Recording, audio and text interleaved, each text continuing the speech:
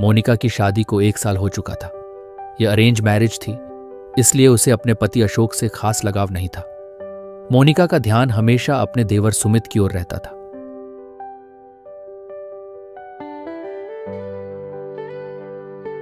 एक दिन अशोक अपनी मां से पूछते हैं, मम्मी, मोनिका कहाँ है?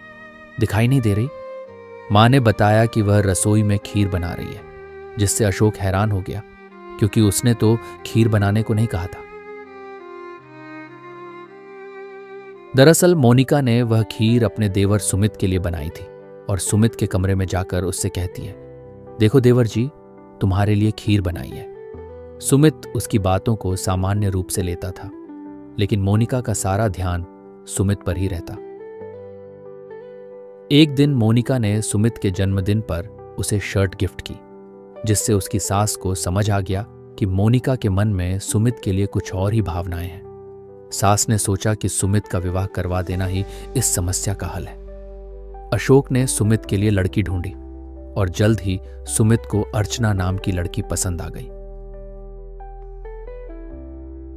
अर्चना के जीवन में आने से मोनिका को सुमित से दूर होना पड़ रहा था, जिससे वह असहज हो गई।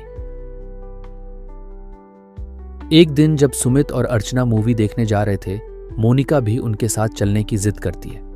इस पर सुमित बहाना बनाकर अर्चना के साथ समय बिताने की बात कहता है। यह देखकर मोनिका को जलन होती है, लेकिन वह चुप रहती है। फिर एक दिन गुस्से में पैर पटकते हुए वह गिर जाती है।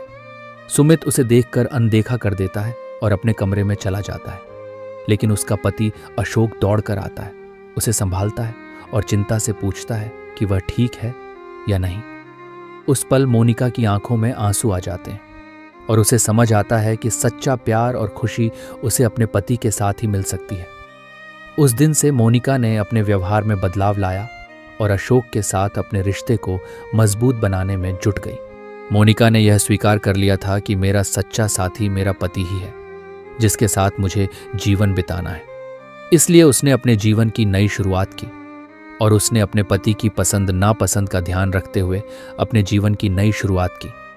मोनिका अब हर सुबह जल्दी उठकर नहाकर सबसे पहले उसके पति की पसंद की चाय बनाकर उसे अपने गीले बालों से उसे उठाकर उसे चाय देने लगी। अशोक को मोनिका का यह अंदाज देखकर बहुत अच्छा लगता।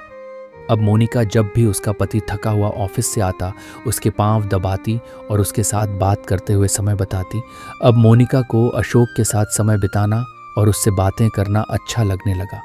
वह अब अशोक का हर दिन ऑफिस से आने का इंतजार करती और अब अशोक भी मोनिका की पसंद नापसंद का ध्यान रखने लगा और उसके लिए हर रोज कुछ ना कुछ उपहार ऑफिस से आते वक्त लाया करता था। मोनिका की इस नई शुरुआत ने उसके और उसके पति के जीवन में नए रंग भर दिए थे। अब वह दोनों खुश रहने लगे। ये कहानी बताती है कि असली खुशी और सच्चा प्यार आपका पति और पत्नी ही होता है, जहां सम्मान, परवाह और एक दूसरे के प्रति विश्वास होता है। दोस्तों, आपको ये वीडियो कैसी लगी हमें कमेंट में ज़रूर बताइएगा और आप किस जगह से ये वीडियो देख रहे हैं ये भी हमें कमेंट में ज़रूर बताइएगा और इस वीडियो को ज़्यादा से ज़्यादा लाइक शेयर ज़रूर कीजिएगा।